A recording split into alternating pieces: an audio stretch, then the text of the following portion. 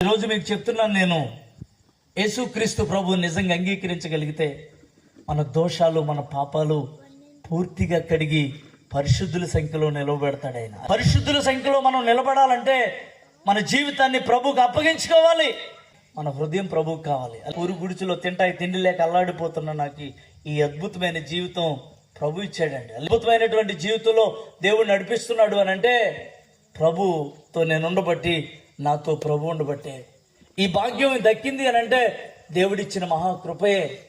దేవుని బిడ్డలారా, ఈ సువార్త సభలు ఇవన్నీ ఎందుకు, దేనికోసం ఏర్పాట్లు? దైవజనుడికి డబ్బులు ఎక్కువయ్యా, లేకపోతే ఖర్చు పెట్టలేక, ఉన్నది ఏం చేసుకోవాలో తెలియక కాదు కదా. ఒక మనిషిని నిత్య నరకం నుండి తప్పించాలనే కదా ఈ ప్రయాస అంతా. ఇందాక దైవజనుడు చెప్పాడు కదా, సిద్ధపడే వ్యక్తులు కావాలి అని.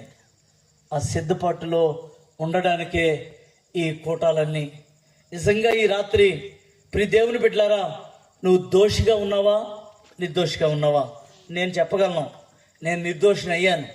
నా జీవితాన్ని ప్రభు దగ్గర ఒప్పుకున్నాను, నా పాపాన్ని కడుక్కున్నాను, పరిశుద్ధంగా బ్రతుకుతున్నాను, ఈ పరిశుద్ధంగా జీవిస్తున్నాను కనుకే దేవుడు నన్ను తిప్పుకుంటున్నాడు, వాడుకుంటున్నాడు.